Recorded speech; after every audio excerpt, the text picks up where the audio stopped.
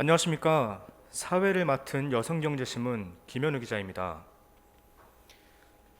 제6회 여성경제신문 금융포럼에 참여해주신 내빈분들께 진심으로 감사드립니다. 저희 여성경제신문은 지난 2014년 창간한 서울문화사 계열 인터넷 신문 매체입니다. 금융포럼은 여성경제신문 창간 이듬해부터 매년 진행했습니다. 그런데 2022년부터 2년여간 코로나19 확산으로 인해 중단됐다가 오늘 이렇게 다시 자리를 마련하게 되었습니다. 금일 진행되는 포럼은 현재 유튜브로 생중계되고 있고, 포럼 관련 자료집은 포럼이 끝난 후 백서로 내서 올해 들어서는 차기 정부 인수위에 전달할 계획입니다. 본격적인 포럼 진행에 앞서 여성경제신문 정경민 대표의 개회사를 들어보겠습니다. 정경민 대표님, 앞으로 나와주시면 감사하겠습니다.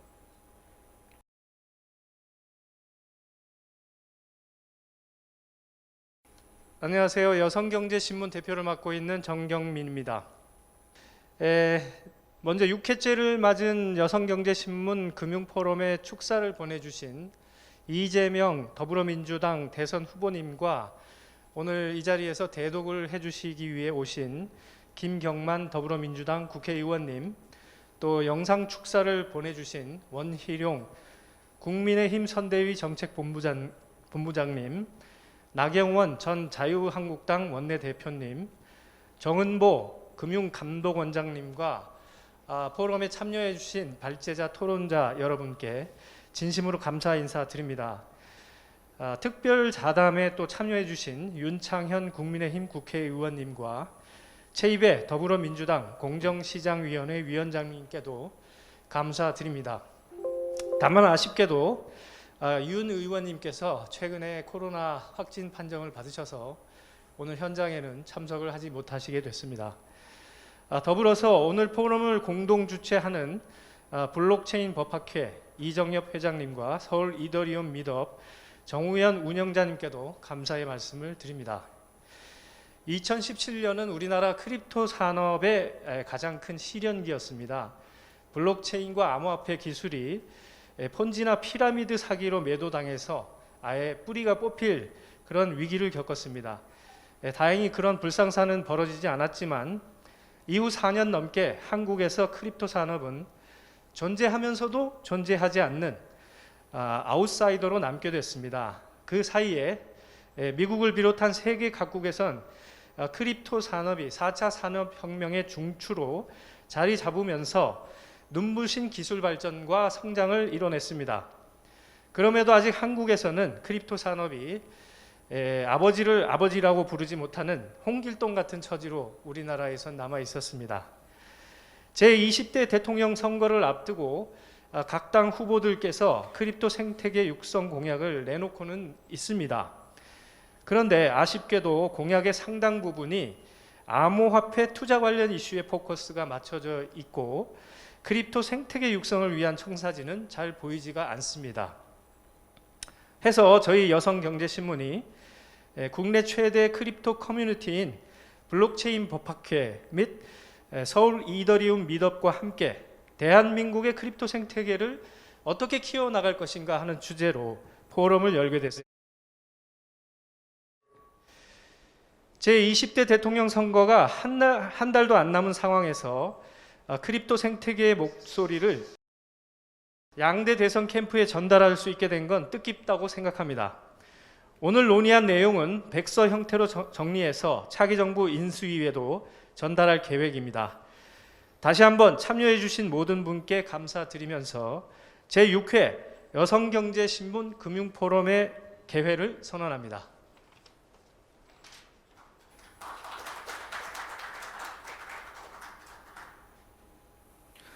네, 다음은 이재명 더불어민주당 대선 후보의 축사를 듣겠습니다.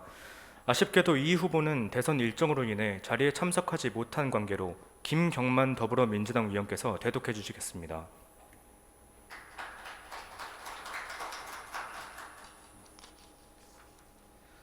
안녕하십니까. 방금 소개받은 더불어민주당 중소기업 특별위원장 김경만 의원입니다.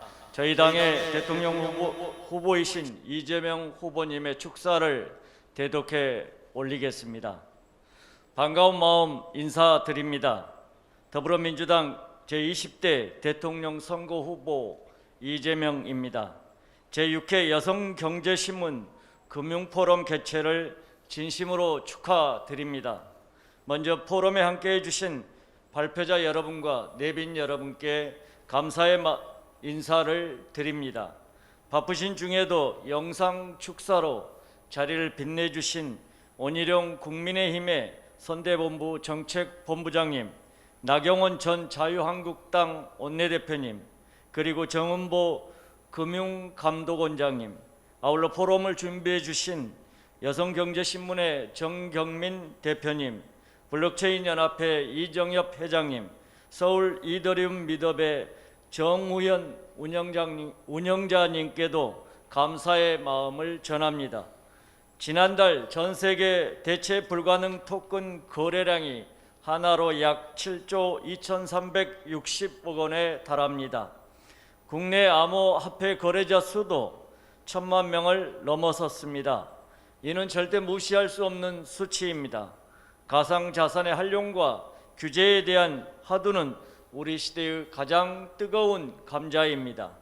크립토 산업은 이미 미래 금융산업의 중요한 영역을 차지하고 있습니다. 하지만 관련 정책과 그에 대한 지원은 아직 미비한 수준입니다. 급변하는 시대의 요구에 부응하고 새로운 시장의 안전한 정착을 위해서는 가상자산 시장 질서 정상화와 투자자 보호 방안, 부정거래 차단 같은 튼튼한 제도 마련이 선행되어야 합니다. 오늘 자리에서 빅테크 기업의 금융 진출과 가상자산의 미래에 대한 문제들이 심도 있게 다루어지길 바랍니다. 여러분의 논의를 토대로 차기 정부에서는 관련 제도를 폭넓게 구축해 나가겠습니다. 다시 한번 제6회 여성경제신문 금융포럼 개최를 진심으로 축하드립니다. 함께해 주신 여러분 모두의 건승을 기원합니다. 고맙습니다. 2022년 2월 16일 더불어민주당 제20대 대통령 선거 후보 이재명. 감사합니다.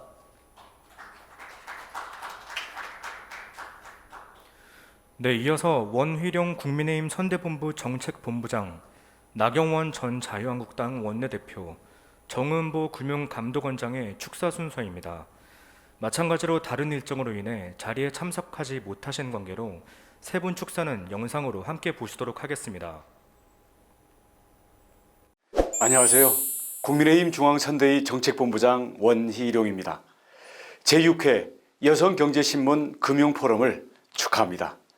자리를 빛내주신 정은보 금융감독원장님을 비롯한 내빈 여러분, 아울러 귀중한 포럼을 준비해 주신 여성경제신문 정경민 대표님, 블록체인연합회 이정엽 회장님, 서울 이더리움 미덥 정우현 대표님께 존경과 감사를 드립니다. 또한 학계와 언론, 금융현업의 시각에서 귀한 말씀 주실 발표자분들, 플로어에서 자리를 빛내주실 참석자 여러분께도 감사 인사 드립니다. 국내 암호화폐 거래자 수가 1,000만 명을 넘어서고 있고 전 세계 대체 불가능한 토큰 NFT 거래량도 지속적으로 상승해서 지난 한 달간 약 60억 달러, 하나로 약 7조 2,360억 원 가량이 거래됐다고 알고 있습니다. 가상자산 시장 질서 구축과 투자자 보호 방안, 또 부정거래 차단과 같은 제도의 마련이 필요한 시점입니다. 윤석열 정부는 1천만 가상자산 투자자들이 안심하고 투자할 수 있는 환경을 만들겠다는 약속을 드리겠습니다. 코인 투자 수익 5천만 원까지 비과세하고 디지털 자산 기본법을 제정, 국내 코인 발행 ICO를 허용하고 NFT 거래 활성화를 통한 신개념 디지털 자산 시장 육성 등 디지털 자산 분야에서 규제 걱정 없이 민간의 자율과 창의가 충분히 발현되도록 네거티브 규제 시스템을 기본으로 할 것입니다. 다시 한번 오늘의 포럼을 축하드리고 아울러 함께해 주신 모든 분들께 언제나 행복이 가득하시길 기원합니다. 감사합니다. 안녕하세요. 반갑습니다. 나경원입니다. 제6회 여성경제신문 금융포럼을 진심으로 축하드립니다. 코로나로 정말 어려운 시기에 이런 포럼을 개최해 주신 여성경제신문의 정경민 대표님 진심으로 감사드립니다. 지금 이 시기에 포럼을 한다는 것이 참 어렵기는 하지만 지금 이 시기에 우리 금융자산의 미래 또 앞으로 금융의 미래에 대해서 논의를 한다는 것은 참 의미 있는 일이라고 생각을 합니다. 평소 여성경제신문에서 여성 경제인들을 위한 그런 아젠다뿐만 아니라 우리 대한민국의 금융의 미래에 대해서 깊은 고민을 해 오신 것을 잘 알고 있습니다. 저도 2번이나 함께 하면서 축사를 하고 또 여러분들이 하시는 일에 관심을 가졌는데요. 이제 정말 중요한 블록체인 그리고 가상화폐에 관한 아마 논의가 될 것 같은데요. 이제는 새로운 시대가 열리고 있습니다. 이 시대에 우리가 어떻게 퍼스트 무버가 되느냐 아니면 단순히 따라가는 자가 되느냐가 앞으로 대한민국 미래를 또 결정할 거라고 생각합니다. 이제 대통령 선거도 얼마 안 남았습니다. 오늘 포럼에서 좋은 제안들 많이 나오시고 또 새로운 정부와 함께 그 제안들이 성숙되고 열매를 맺기를 기원합니다. 다시 한번 축하드립니다. 안녕하십니까. 금융감독원장 정은보입니다. 여성경제신문 금융포럼의 개최를 진심으로 축하드립니다. 디지털 재전환의 시대를 맞아 금융에서도 테크 기업과의 융합이 빠르게 진전되고 있는 만큼 오늘 포럼이 매우 시의적이라고 생각합니다. 이렇게 뜻깊은 자리를 마련해 주신 여성경제신문 정경민 대표님을 비롯한 관계자 여러분께 감사의 말씀을 드립니다. 아울러 주제 발표와 토론을 맡아주실 각계 전문가 여러분 반갑습니다. 2014년 이후 우리나라에서도 금융의 디지털 전환이 본격화되었습니다. 핀테크 사업체가 500여 개 사로 투자 금액은 약 2조 원 규모로 빠르게 성장하였으며 금융회사 또한 오픈 뱅킹과 마이 데이터 등 새로운 사업 모델을 적극 추진하고 있습니다. 그러나 이러한 성장의 과정에서 문제점들도 제기되었습니다. 최근 머치포인트 사태처럼 금융의 디지털화가 소비자의 신뢰를 훼손하는 경우가 있었고 디지털 금융의 발전이 특정 부분에 쏠리면서 다양성과 혁신성의 정체를 초래하는 것은 아닌지 우려의 시선도 존재합니다. 올해 글로벌 긴축 전환과 인플레이션 리스크 등으로 경제 여건의 불확실성이 확대되고 있는 만큼 가상자산 시장도 안정성을 충분히 확보할 수 있도록 노력해야 할 것입니다. 금융감독원은 금융이 디지털화를 충분히 활용하여 혁신할 수 있도록 적극 지원하겠습니다. 규제 샌드박스를 통해 혁신적인 기술과 아이디어를 테스트할 수 있도록 하고 금융회사 계열사 간 정보 공유와 핀테크 기업 투자 제한을 개선하겠습니다. 또한 테크 기업과 기존 금융회사가 다 같이 새로운 시장과 부가가치를 만들고 좋은 일자리를 창출하는 이른바 확대 균형을 유도하겠습니다. 한편 디지털 시대에 맞는 금융규제의 글로벌 협력도 중요합니다. 디지털 기술과 시장은 국경이 없고 재정 기회 또한 특정 국가에 한정되지 않기 때문입니다.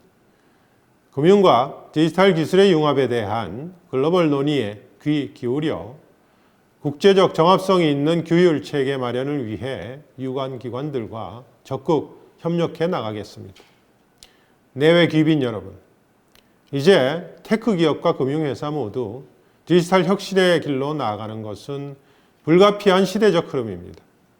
금융감독원은 테크 기업과 금융회사 간 공정한 경쟁이 이루어지는 확대 균형을 도모하는 한편 소비자 보호에 사각지대가 발생하지 않도록 면밀히 살피겠습니다. 오늘 포럼이 시장 참여자, 감독당국 그리고 학계가 함께 금융의 디지털 혁신을 위한 지혜를 모으는 계기가 되기를 바라면서 축하의 인사를 가름하고자 합니다. 감사합니다. 그럼 지금부터 블록체인 기술을 활용한 혁신적 자금 조달이라는 주제로 제6회 여성경제신문 금융포럼 첫 번째 세션을 시작하겠습니다. 배경일 서울 이더리움 밋업 공동조직자께서 사회를 맡아주시겠습니다. 첫 번째 세션 발제 참여자분들은 단상으로 올라주시면 감사하겠습니다.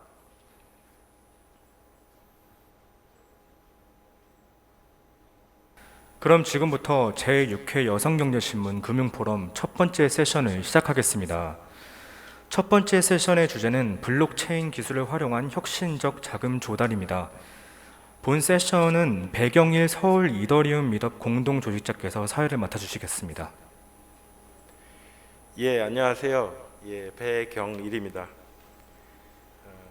어떤 산업이나 혹은 어떤 지역적인 클러스터가 큰 성장을 하려면 그 인프라가 항상 따라야 되는데요.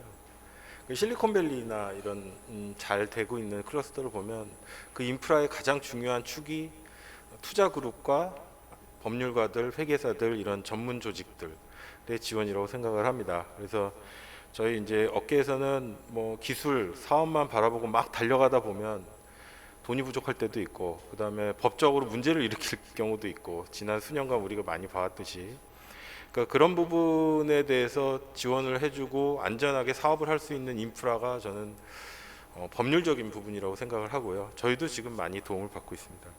그래서 첫 번째 세션에서는 특히 이제 우리가 블록체인 사업을 하다 보면은 가장 먼저 이제 시작을 하고 싶어하는 자금 조달 측면에서의 법률적인 부분에 대해서 변호사님들께서 굉장히 좋은 토론을 해주실 것 같고요. 첫 번째로는 이제 김동완 변호사님께서 이제 우리 계속 그 문제가 되기도 했고 앞으로 또 어떻게 해야 될지 방향 설정도 굉장히 필요한 시점 이제 ICO에 대해서 말씀을 해주실 거고요. 두 번째로는 한서희 변호사님이 증권형 토큰이죠. 그러니까 STO에 대해서 이게 이제 이걸 허용할 때 득실이 뭔가에 대해서 말씀을 해주실 거고, 마지막으로 사실은 이 그 블록체인 프로젝트에서 상당히 많은 문제들을 해결할 수 있는 솔루션 중에 하나가 또 다오라고 생각을 합니다. 그래서 최근에 이제 우리가 지금 굉장히 핫했던 다오 프로젝트를 참여해서 지원을 해주셨던 권국현 변호사님께서 다오 활성화를 위한 또 이런 것들을 기존의 제도와 맞물려서 설명을 해주시겠습니다. 각 연사분들 한 7분 정도 발표를 해주실 거고요. 발표 이후에 연사분들께 제가 개별적인 질문도 드리고 공통된 질문을 좀 드리는 그런 시간을 갖도록 하겠습니다. 먼저 그 김동완 변호사님께서 ICO의 허용 문제, 그다음 스캠을 어떻게 방지할 것인가에 대해서 말씀을 해주시겠습니다. 안녕하세요. 첫 번째 세션 발제를 맡게 된 법무법인 디라이트의 김동완 변호사입니다.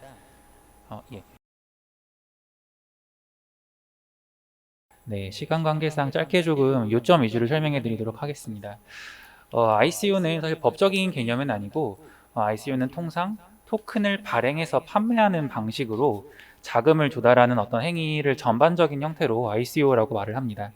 이제 토큰을 발행하고 판매한다는 개념 자체가 토큰이 사용될 어떤 플랫폼이나 생태계가 판매 당시에 구현되어 있지 않기 때문에 향후에 이러이러한 생태계나 플랫폼에서 토큰을 판다라는 식의 어떤 화이트 페이퍼 혹은 옐로 페이퍼 그리고 그것을 담당하는 팀들에 대한 내용들을 공개하는 형태로 토큰을 선판매하는 개념으로 판매를 하기 때문에 실제로 이용자들, 그러니까 토큰을 구매하는 이용자들 입장에서는 향후에 이 프로젝트가 어떻게 진행될지 거기에 따른 감사나 진행 과정에 대한 보고는 어떻게 받을지에 대한 어떤 보호를 전혀 받을 수 없는 상황이었고요.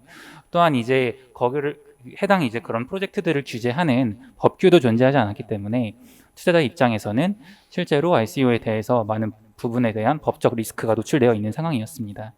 우리나라에서는 2019년 7월, 잘 보이진 않는데 2019년 7월 이후부터 일관된 입장을 유지해 왔는데요. 2017년 9월이네요. 2017년 9월 이후로 일관된 입장을 유지해 왔는데요. ICO에 대해 제가 말씀드린 위험들을 언급하면서 ICO를 사실상 금지한다는 입장을 취해왔고 현재까지도 그 입장을 유지하고 있습니다. 여기서 사실상 금지라는 표현에 대해서 조금 설명을 해드릴 필요가 있는데요.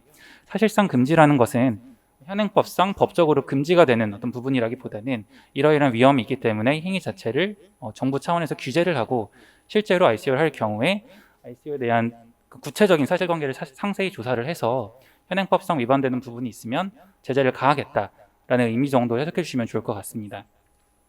이로 인해서 실제로 우리나라에서 ICO 혹은 토큰 관련된 비즈니스라는 프로젝트들은 토큰을 발행하고 판매하는 법인을 해외 SPC를 설립하는 방향으로 하는 어떤 구조를 짜왔습니다. 이 구조는 지금 어느 정도 지금 유형화되어 있고 고착화되어 있고요. 실제로 해외 법인에서는 토큰을 발행하고 판매하는 형태만 진행을 하고 대부분의 토큰에 수반되는 개발 활동, 마케팅 활동, 토큰 플랫폼의 운영 활동 등은 한국 법인에서 담당하는 방식으로 진행을 해왔습니다. 그리고 그 어떤 다양한 영역에 대한 대가를 한국 법인이 SPC로부터 그 발행한 토큰을 지급받는 방식으로 한국 법인이 토큰을 가져오는 방식을 취해왔고요. 실제로 이런 식으로 많은 프로젝트들이 국가의 사실상 금지 원칙에도 불구하고 진행이 되어 왔고 이러한 상황은 지금 돌이켜 보면은 구매자와 사업자 모두에게 부정적인 영향을 초래하는 경향이 있었습니다. 구매자 입장에서는 아무래도 이 토큰을 구매한 당사자가 SPC다 보니까 해외 법인을 상대로 어떤 법적인 조치를 취하는 것도 되게 어려운 상황이었고요.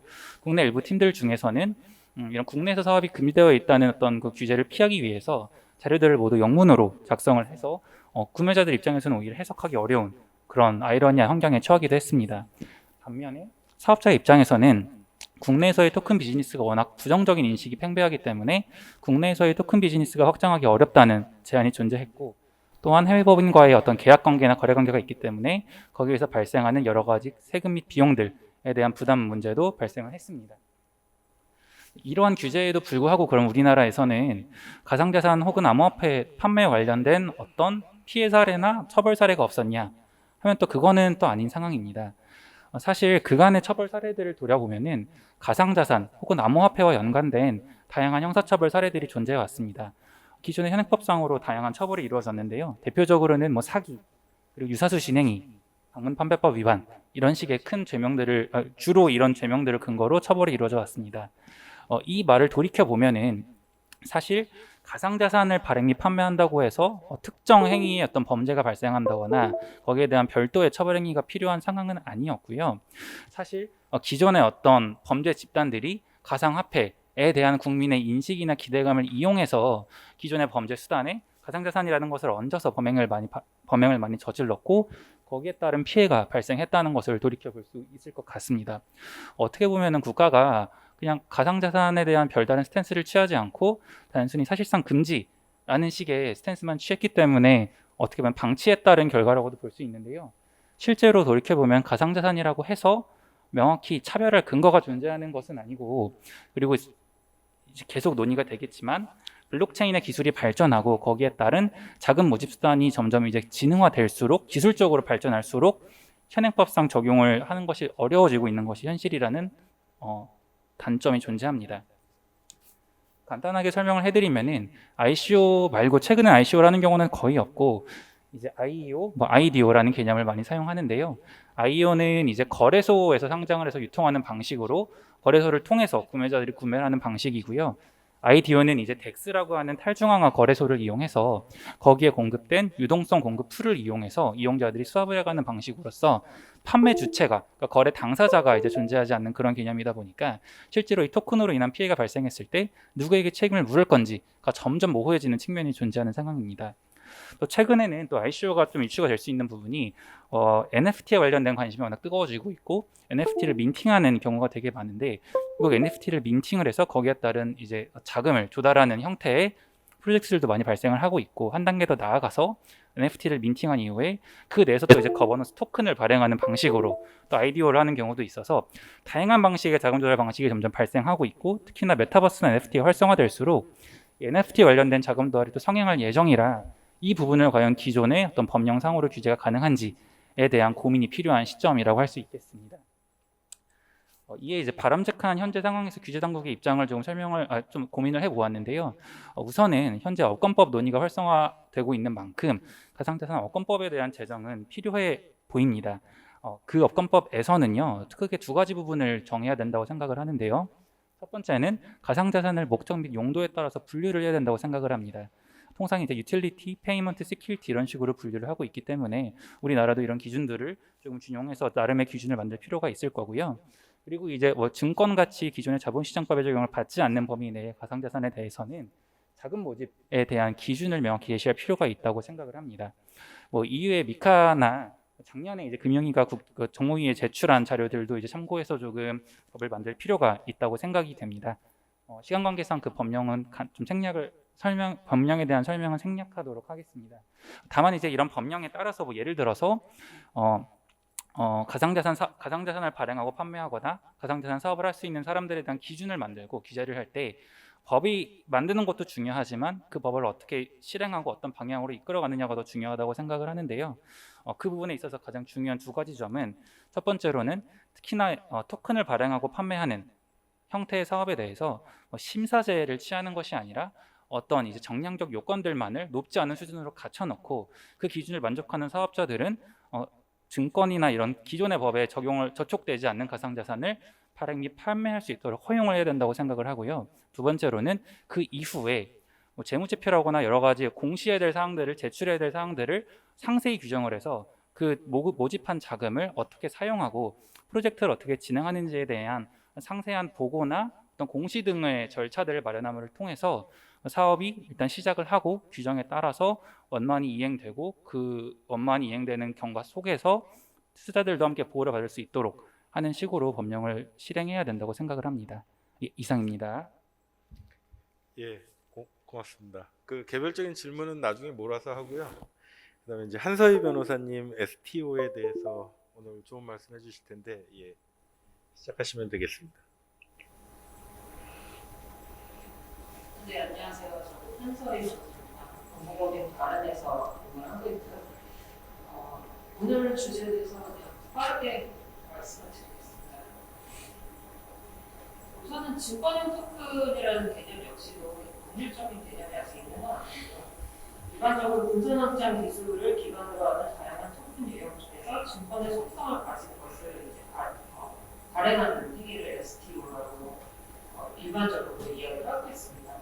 최근에 들어서는 두 가지로 보통 이야기를 하고 있습니다. 그러니까 아예 원래 증권인 것을 이제 토큰 형태로 발행하는 것이 한 가지가 있고, 원래 이제 증권이 아닌 일반적인 다른 가상자산으로 발행을 했지만 성질의 분류상 증권에 해당하는 두 가지로 이제 나눠볼 수 있을 텐데, 저희가 오늘 주로 이야기할 부분은 그 전자 부분으로 생각하시면 될 것 같습니다. 그래서 흔히는 비의도적 증권과 전형적 증권의 이제 토큰 발행 두 가지 형태로 이제 나눠진다고 생각하시면 될 것 같습니다.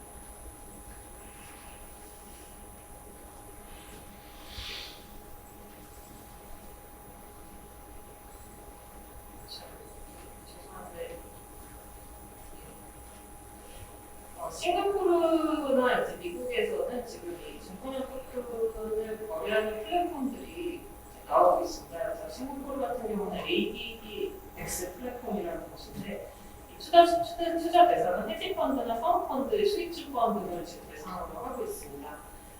우선 증권 토큰 형태를 발행을 한 다음에 투자자와 발행사를 이제 연계해주는 방식으로 운영되고 있고, 프라이빗 블록체인을 기반으로 되어 있습니다. 미국 같은 경우는 몇 개의 거래 플랫폼이 있는 것으로 알려져 있고, 지금 여기서 키제로가 이제 제일 많이 알려진 하나인 것으로 보이는데, 여기에 이제 상장된 이제 토큰들, 증권형 토큰들이 몇 개가 있습니다. 여기서 보면 뭐 아스펜 코인이라든지 또는 이제 엑소더스라든지 이런 것들은 들어보신 분도 있으실 텐데, 대부분이 이제 문제 규정에 의해서 발행이 됐습니다. 그래서 아스펜 코인 같은 경우는 사모투자, 적격 투자자를 대상으로 해서 발행이 되기 때문에 35인 이하를 대상으로 판매가 되는 상품이고, 엑소더스 같은 경우는 이제 면제 규정 중에서 소액품 발행 방식으로 이제 이루어졌습니다. 이 경우는 투자자 대상 제한이 있는 것은 아니고 총 금액, 모집 금액 한도가 있습니다. 그래서 지금 현재 상태로는 미국이나 싱가포르에서 공모 형태로 발행된 증권형 토큰을 찾아보기 어렵다 이렇게 생각하시면 될 것입니다. 우리나라 같은 경우는 이제 샌드박스 형태로 이제 몇 건들이 이제 나오고 있는데요. 금융위원회에서 진행하는 금융구제 혁신금융 서비스로 이제 나오는 것들이 있고, 부산 규제자유특구에서 나오는 플랫폼도 있습니다. 대부분이 이제 수익증권을 토큰화해서 발행하고 유통하는 방식으로 이제 운영이 되고 있고 이제 이 부분은 조금 이제 설명드려야 되는데 일반적으로 우리가 이야기하는 STO라고 좀 다른 측면이 있습니다. 우선 부동산 유동화 제휴 플랫폼 같은 경우는 지금 많이 이미 몇 번째 상품이 판매가 된 걸로 제가 알고 있는데 잘 알고 계시다시피 카사코리아입니다.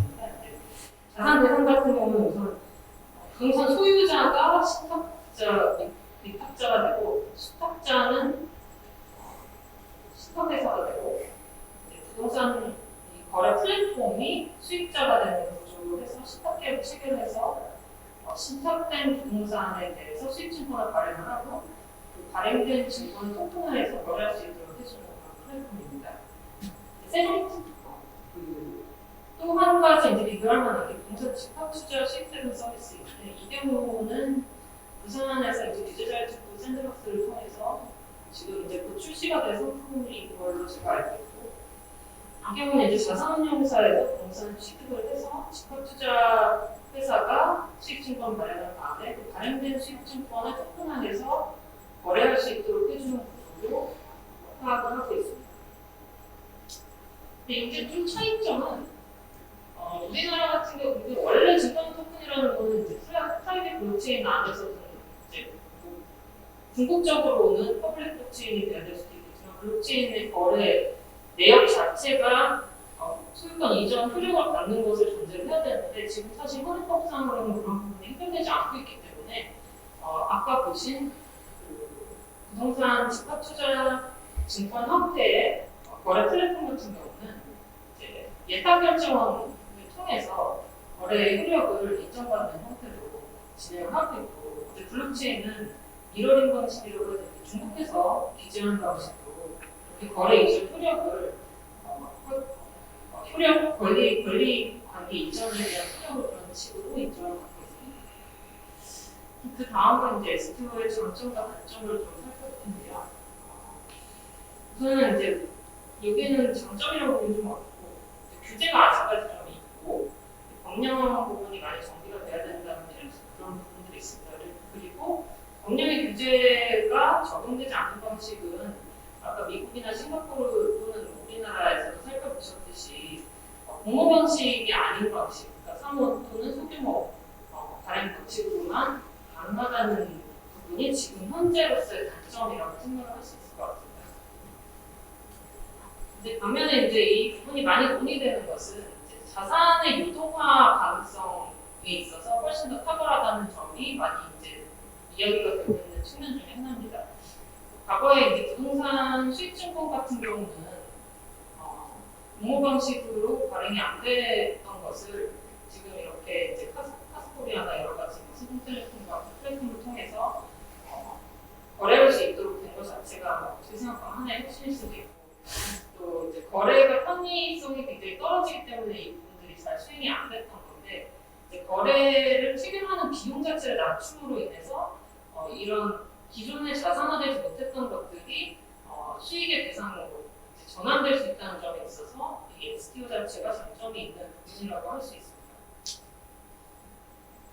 특히 그리고 거래 내역 같은 부분이 이제 블록체인에 기록이 되면 좀 더 투명하게 이제 이루어질 수 있고 이 부분은 또 개인들이 이제 확인해 볼 수 있는 부분들이 있기 때문에 이런 거래의 투명성이나 정보의 비대칭성을 해소할 수 있는 그런 장점도 있다고 할 수 있고 기술의 혁신성이 좀 더 부각되는 방식이라고 생각을 할 수 있겠습니다. 그래서 이렇게 블록체인을 활용한 증권 발행이 활성화될 경우에 기존에 이제 자산이 되지 못했던 것들이 이런 플랫폼을 통한 매매 청산 결제의 비용 절감을 통해서 훨씬 더 자산화될 가능성이 있고 이런 것을 통해서 이제 좀 더 이제 경제 상황이 더욱더 발전할 수 있는 그런 차원의 장점이 있다고 생각을 할 수 있겠습니다.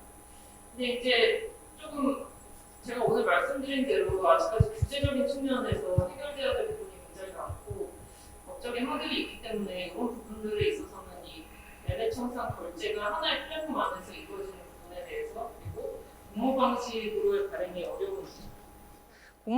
발행이 어려운 측면에 있어서 좀 이제 법률적인 제도의 개선이 필요하다는 점은 이제 주지하실 필요가 있을 것으로 보여집니다. 이것으로 제가 이제 준비한 부분을 마치도록 하겠습니다. 예, 그 권국현 변호사님께서 요즘 굉장히 핫했죠. 그 다오 관련해서 최근에 겪으셨던 여러 가지 어려움들, 경험들 공유해 주시겠습니다. 네. 예, 국보 다오의 법률 대리를 맡아서 이제 오늘 발제까지 하게 된 법무법인 이제 권국현 변호사입니다. 자, 먼저 이제 국보 다오 활동에 대해서 잘 모르시는 분들도 있으실 테니까요. 이제 간략하게 그 경과를 한번 말씀을 드려보면은요. K옥션에 간송미술관에서 소장하던 국보 2점이 경매에 출품된 일이 있었습니다. 이에 이제 일부 시민들이 우리 시민들이 자발적인 참여로 국보를 구매해서 앞으로 영속적으로 보존 관리를 해보자, 이런 차원에서 급속히 이제 결성된 다오가 이제 결성이 됐었습니다. 그 최초로 발의를 했던 게 2022년 1월 17일 경이었고, 이 국보 입찰에 참여하기 위한 시간이 1월 27일이었기 때문에 불과 열흘 만에 이 돈을 모아야 됐는데요. 모두 24억 3천만 원 가량이 모였고 약 800명 이상의 분들이 참여를 하셨습니다. 그러나 최종적으로는 목표 모금액을 달성하지 못해서 그 하루 만에 이걸 환불하고 해산을 했습니다. 사실은 열흘 만에 어떤 정비를 해서 24억을 모은 것도 참 대단했지만 하루 만에 아무 사고 없이 환불 절차까지 완료했다는 점에서도 상당히 좀 의미 있는 활동으로 보이고요. 비록 국보를 취득하지 못해서 어떤 절반의 성공이라고는 할 수 있지만, 또 반면에 이제 절반의 실패라고는 할 수 있지만 또 작지만 큰 걸음을 내딛는 어떤 활동이었다고 생각이 됩니다.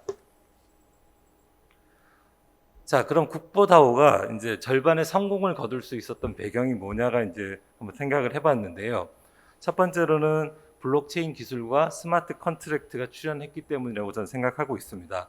즉 기술이 어떤 계약의 공정성과 투명성, 구속력을 확보해 준다는 이제 믿음이 있기 때문에 대표자 없이도 구성원들 사이에 어떤 원칙만 믿고 이런 어떤 자발적인 조직에 참여할 수 있게 되는 길이 열린 겁니다. 두 번째로는 국보의 지분을 사서 이걸 영구히 보존한다는 선한 동기만으로 이 일을 한 것이 아니라 NFT나 토큰을 발행한다. 이거 발행하면 나중에 이게 또 어느 정도 수익성도 갖출 수 있지 않느냐라는 일종의 기대 심리를 같이, 그 선한 동기와 개인적 수익성에 대한 기대를 동시에 충족할 수 있는 어떤 그 하나의 어떤 툴이 됐기 때문에 어느 정도 성공할 수 있었던 것 같고요. 세 번째로는 이미 이제 블록체인 커뮤니티가 활발하게 이제 진행되고 있던 생태계를 통해서 빠른 홍보를 해서 단기간에 참여 의지를 고양할 수 있었던 것도 약 24억 정도를 모금할 수 있었던 동력이 되었던 것 같습니다. 자, 그럼 이제 절반의 실패를 한 요인이 무엇냐? 가장 중요했던 것은 역시 시간적 한계를 극복할 수 없었다고 보여집니다. 열흘에 불과한 동안에 최대한 빨리 모금을 하는데 이 모금을 어렵게 하는 모든 기술적 요인이나 법률적 요인을 다 배제하고 했기 때문에 어떤 다른 방법이 없었다고 보입니다. 두 번째로는 이 다오 자체가 이제 태생적으로 사실 뭐 다오가 뭐냐라고 하시는 분들이 훨씬 더 많을 정도로 법적주의도 이제 불명확하고요. 다오가 이제 네트워크 상이 아니라 이렇게 오프라인에 나와서 어떤 법적인 활동을 하는 것에 대해서 믿고 맡길 대표자나 수탁자도 이제 제대로 정해지지 않았던 거고요. 또 많은 법률적 제약을 생각할 수밖에 없었던 것이 이게 결국은 실패로 돌아간 가장 큰 요인이 아니었나, 이렇게 생각이 됩니다.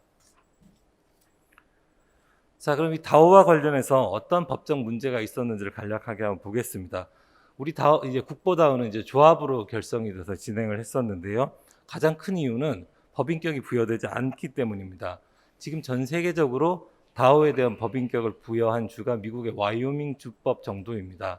그러니까 당연히 대한민국에도 다오에 대한 어떠한 법인격이 없는 상태였기 때문에, 그리고 이게 빨리 법률 행위를 할 수 있는 어떤 단체를 만드는 유일한 방법이 계약적 관계인 조합으로 구성할 수밖에 없었습니다.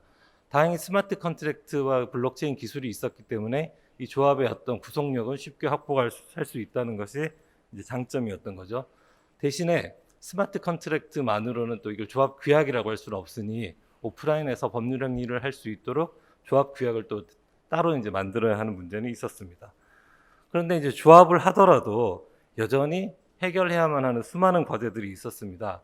첫 번째로는 이제 외부 활동을 하는 대표자를 선임해야 되는데 이거 자체가 아까 다오의 어떤 그 근본적인 목적하고 약간 안 맞는 일이죠. 두 번째는 이제 조합의 지분을 처분하는 것. 이게 과연 그 조합원의 지위를 이제 넘기는 거냐. 그럼 이제 합의인 조합 관계가 어떻게 되는 거냐라는 법률 문제가 생길 수밖에 없었고요. 또 현실적으로 K옥션에서 조합으로 들어오면 입찰에 참여를 해주지 않겠다고 했습니다.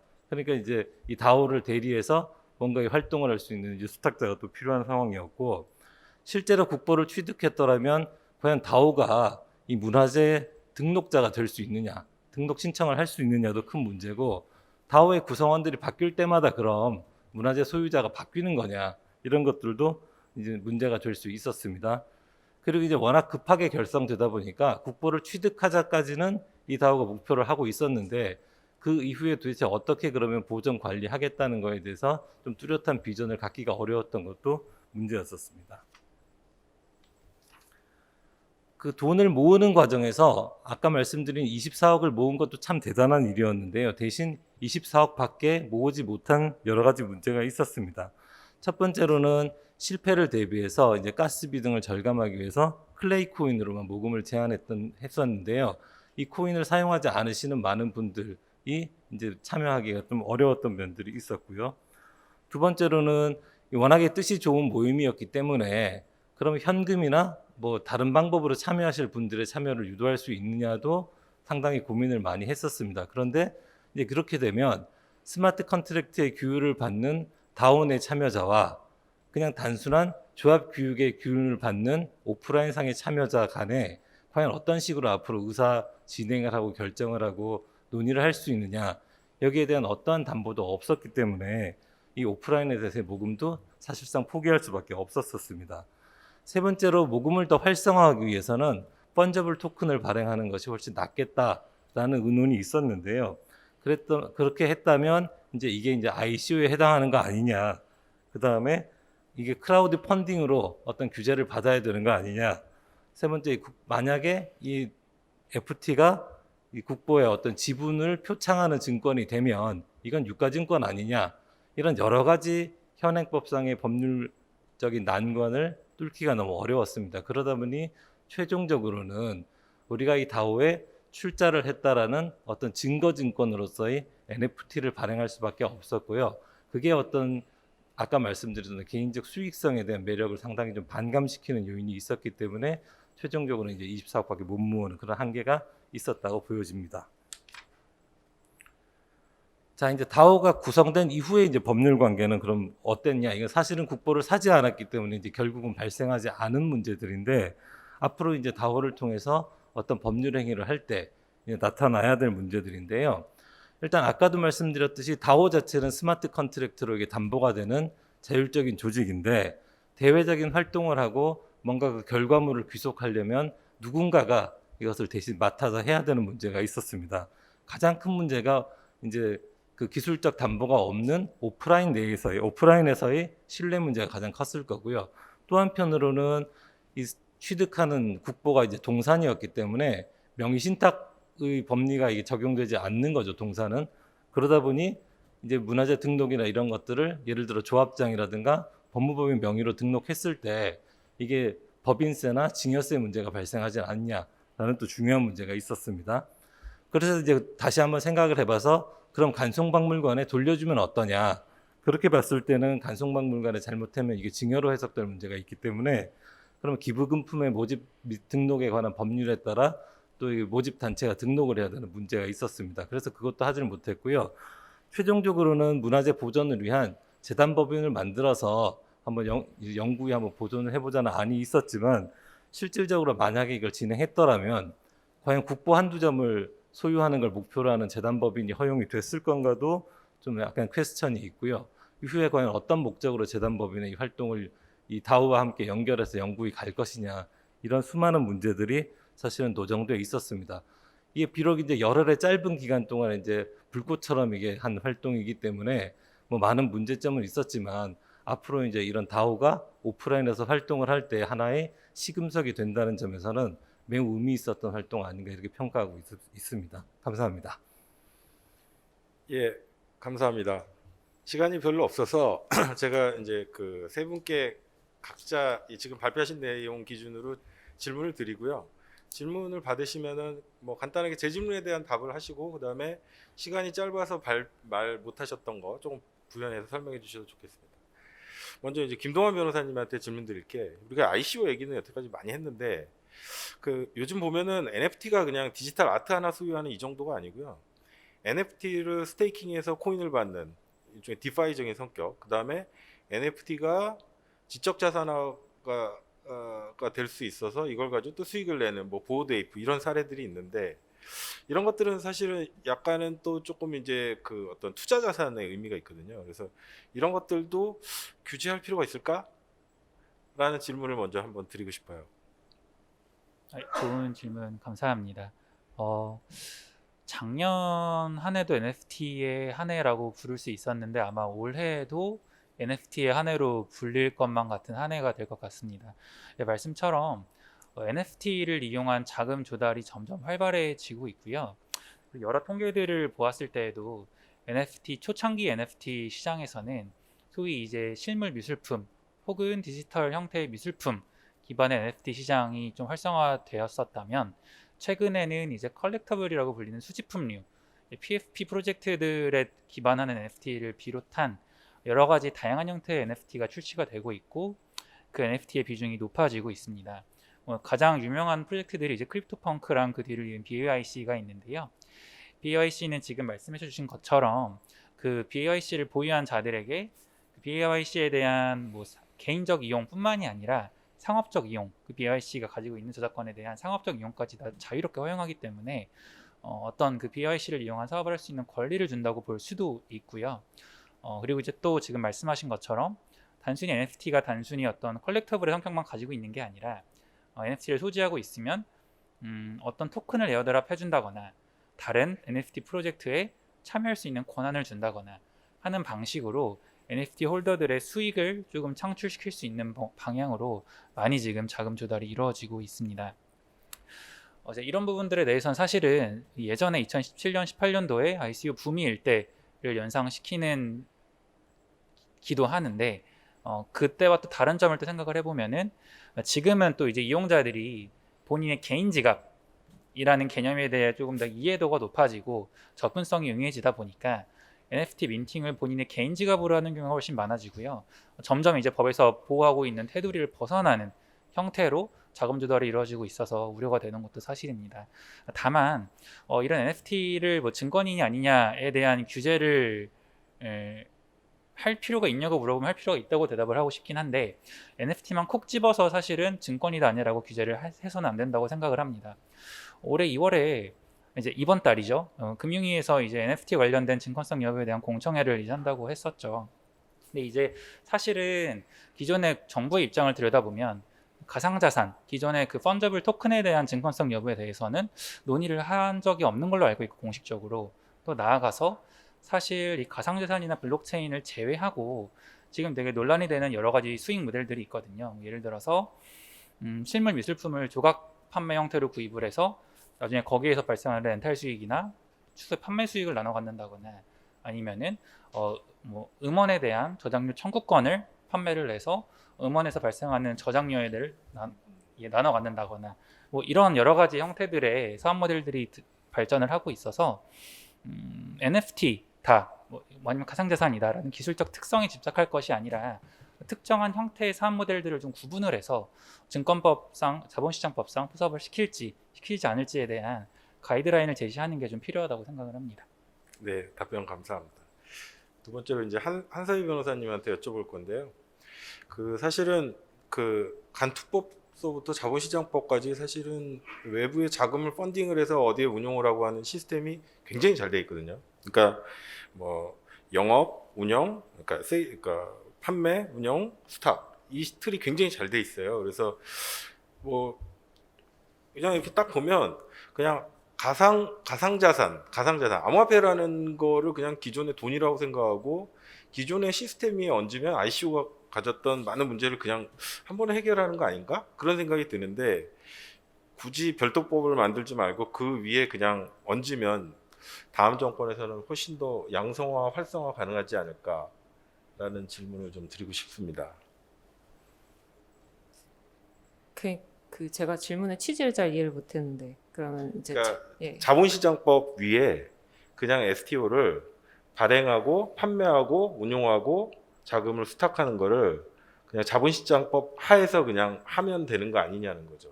그러니까 그러니까 기존의 이제 전형적인 증권, 그러니까 우리가 흔히 말하는 지분증권, 채무증권, 수익증권, 뭐 이런 여러 가지 증권을 그대로 이제 토큰화해서 발행하는 건 저는 당연히 자본시장법이 적용이 돼야 되는 사안이라고 생각을 하고요. 근데 이제 제가 말씀드린 거는 지금 시스템적으로 이제 자본시장법이 그대로 들어올 수 없는 영역이 있다는 거죠. 예를 들면 지금 우리가 말하고 있는 증권형 토큰 발행 플랫폼, 발행 유통, 결제 플랫폼이죠. 정확히 말하면. 발행과 유통과 매매와 결제와 청산이 한 개의 플랫폼 안에서 지금 진행되는 거를 우리가 대부분 STO 플랫폼이라고 이야기를 합니다. 근데 실질적으로 지금 유가증권 시장이 돌아가는 거는 각각의 플레이어들이 다 있어요. 그러면은 지금 증권형 토큰을 발행해서 매매, 청산, 결제까지 하는 플랫폼을 하나로 해서 증권형 토큰에 대해서 특례를 만들어 줄 거냐, 아니면 기존의 이제 자본시장법의 틀 안에서 그걸 돌릴 거냐, 자본시장법을 어떤 식으로 개정을 해야지 그게 가능할 거냐, 이런 부분이 사실은 논의가 다 돼야 되는 부분인 거죠. 그렇기 때문에 이제 지금 특히 말씀드리는 거는 이제 거래소 시장에서 거래가 되는 공모 방식을 이제 전제로 하는 거고, 공모 방식을 이제 전제로 할 때는 지금 이제 전자증권법이 도입된 이후로는 이제 공모 방식으로 이제 발행하고 이제 거래하는 모든 증권의 경우에는 전자증권 형태로 지금 발행이 사실 돼야 되는 상황이고요. 근데 이제 이 전자증권 형태로 발행된다는 거는 전자기록 등록부라고 해서 예탁결정에서 이제 관리하는 이제 등록부의 중앙형으로 이제 기록이 돼야 되는 상황입니다. 근데 이게 뭘 의미하냐면 블록체인은 블록체인에서 노드끼리 뭐 결제가 이루어지거나 하게 되면 스마트 컨트랙에 의한 그 거래 방식과 거래 기록 자체를 그대로 그 효력을 인정해주는 방식이거든요. 그러니까 지금 현재 자본시장법이 예정하고 있는 거래와 체결 그리고 권리 이전 효력을 발생시키는 그 방식이 전혀 다른 거죠. 그래서 지금 말씀드리는 게 이 부분이 이제 개정이 되어야지 공모 방식으로 STO가 활용될 수 있을 것이다, 이런 이야기를 하는 거고. 그러면 지금 현재 존재하는 증권형 토큰 발행 플랫폼들은 뭐냐? 그건 이제 면제 규정이나 사모 방식으로 이제 발행된 증권들을 토큰화 시켜서 그 안에서 이제 거래를 할 수 있도록 하는 방식이 한 가지가 있고, 이제 일본이나 우리나라에서 지금 채택한 방식은 규제 샌드박스 안에서 그 일정한 예외를 두어서 그 해당 플랫폼이 발행과 유통과 결제 청산까지 다 할 수 있도록 이제 실험적으로 어떤 사업 모델을 할 수 있게 어떤 규제 자체에 특례를 준 거죠. 일본에서도 이 방식이 이제 채택됐고 우리나라에서도 이 방식으로 지금 진행이 되고 있는 사업이 있는 겁니다. 그래서 말씀하신 대로 언젠가는 이제 자본시장법이 개정이 돼서 그런 방향으로 나아가는 것이 바람직하다고 저는 생각을 하고, 틀림없이 이쪽 이제 뭐 예를 들면 일반적인 동산들을 수익증권화해서 이걸 토큰으로 발행해서 그걸 거래할 수 있도록 하는 거는 이제 죽은 자산을 이제 새롭게 탄생시킨다는 의미에서 상당한 장점이 있다고는 생각을 하고 있습니다. 예, 고맙습니다. 마지막으로 이제 권국현 변호사님한테 질문드리고 싶은 거는, 사실 이게 무슨 토큰을 판 것도 아니고 24억이라는 돈을 제대로 마케팅도 안 됐는데 3일 만에 펀딩한 것만 해도 굉장히 포텐셜이 있다고 봅니다. 그런데 이게 이제 아까 여러 가지 우리나라 법적인 어려움이 있다 그러셨는데, 홍콩, 싱가포르만 해도 훨씬 자유롭게 할 수 있고요. 그 다음에 심지어 뭐 케이먼 아일랜드 이런 데 가면 훨씬 더 자유롭게 할 수 있잖아요. 그러니까 그런 자유로운 데서는 얼마나 이게 펀딩이 잘 되고 파괴적으로, 예를 들면 이번 국보서부터 우리나라의 어떤 경매권에 대해서 우리나라보다 훨씬 더 빠르게 더 큰 돈을 모을 수 있다고 생각하거든요. 그래서 경쟁이 될 수도 있다는 거죠. 그래서 앞으로 이제 우리나라는 이런 뒤처지지 않으려면 규제가 어떻게, 어차피 우리가 다음 정권에 대한 얘기를 하는 거니까요. 어떻게 되는 게 좋은지에 대해서 개인적인 의견을 좀 부탁드립니다. 예. 어떻게 보면 이제 국보 다오는 이제 다오가 오프라인 법률 행위로 이제 진출하는 어떤 초창기 모델이라고 이제 생각이 되는데요. 뭐 국보 다오야 워낙에 이제 그 뜻이 좋았기 때문에 이제 괜찮지만, 뭐 다른 다오가 또 반드시 꼭 이게 뜻이 좋은 다오만 있다는 건 아니기 때문에 제가 지금 초창기인 이 시점에서 어떤 그 이후에 펀딩에 관한 어떤 규제에 관해서 얘기하는 건 약간 좀 섣부른 감이 있어 보입니다. 다만 지금 입법자분들께 이 다오와 관련해서 한번 깊이 한번 빨리 고민해 보셔야 된다고 생각하는 지점은 저는 오히려 이 다오에 대한 법인격을 인정해 줄 거냐 말 거냐의 문제가 아닐까라는 생각이 드는데요. 이게 이제 단순히 이제 법인격을 인정한다 이제 이렇게 접근을 하시는 것보다도 과연 지금 현재 아까도 말씀드렸듯이 다오의 법인격을 인정하는 곳이 미국 와이오밍 주법 하나밖에 없습니다. 이러한 상황에서 전 세계적으로 뭔가 이 외부에서 법률 행위를 하고자 하는 어떤 다오들이 수많은 그 니즈가 있을 텐데 이 상황에서 대한민국이 어떤 다오의 법인격을 인정하고 다오만으로서 대외적인 활동을 하게 하는 어떤 룰을 만들었을 때 이런 전 세계의 수요들이 대한민국의 법을 타고 어떤 법률 행위를 한다고 가정을 했을 때 과연 이게 단순히 선택의 문제인지 아니면 선택하는 시간이 좀 더 빨라야 되는 문제인지 라는 점에서 한번 깊이 한번 고민을 가질 필요는 있는 거 아니냐라는 생각입니다. 예, 고맙습니다. 개인적으로 저희가 지금 한 8분 정도 시간이 있는데요. 다음 정권에 어떤 분이 대통령이 되든 뭔가 혁신적으로 이 산업을 위해서 제대로 된 지능과 규제를 하실 거라고 믿고 오늘 변호사님들께서 다음 정권에서는 꼭 이게 바뀌었으면 좋겠다. 뭐 그게 쉽고 어렵고를 떠나가지고 그거를 하나 혹은 두 개씩 분명히 그 후보들께서 이 동영상을 보실 거라고 생각을 하고 한번 이제 다음 정권에 영향을 미친다고 생각하시고 하나 혹은 두 개 정도 이렇게 강하게 재현할 수 있는 시간을 한 2분 정도씩 드리겠습니다. 김동완 변호사님. 아, 예. 우선 관련해서 지금 아마 이제 가상자산이 메타버스라는 어떤 시스템과 결합됨으로 인해서 점점 그 시장이 활성화되고 있는 건 사실이고 올해도 점점 더 활성화가 될 걸로 예상이 되고 있습니다. 네, 그래서 이제 새로운 기술의 발전 그리고 기술에 따른 사업 모델의 발전이 나왔을 때 하나하나를 규제하려고 하기보다는 근본적인 큰 유형을 정하고 거기에 대한 개략적인 가이드라인을 정하는 방향으로 최소한의 규제를 통해서 좀 사업을 원활히 할 수 있도록 허용을 해주는 방향으로 어떤 규제를 가든 방향성은 그 방향성을 잊지 않았으면 싶은 마음입니다. 이상입니다. 네, 한서희 변호사님. 예, 저는 아주 실무적인 거 한 가지만 말씀을 드리고 싶은데요.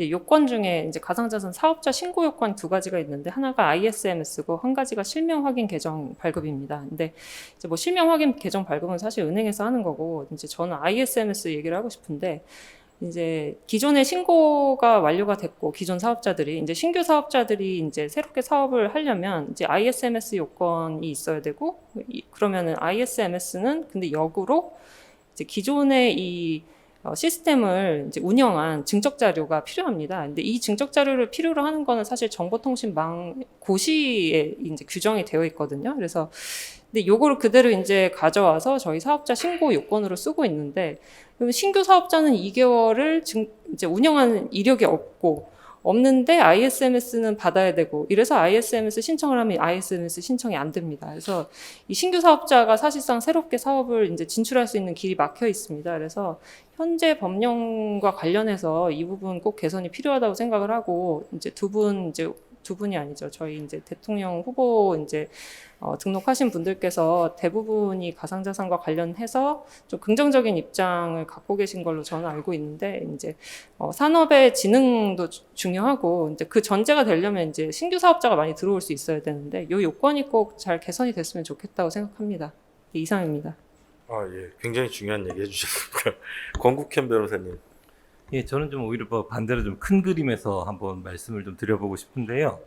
이 블록체인이라는 것은 사실은 기본적으로 어떤 기술을 바탕으로 당사자들의 이제 자율적 계약 관계를 내가 알아서 묶어주겠다, 나를 믿어라, 약간 어떤 이런 이제 기술이라고 보면 지금 자본주의가 이제 고도화돼서 이제 사회 그 양극화 현상이 가장 심각한 이 시점에서 다시 초기 자본주의의 어떤 신뢰 문제, 개별적인 자율적인 활동과 그를 뒷받침한 이제 신뢰를 확보해 줄 수 있는 기술이 이제 등장한 막 초기라고 보여집니다.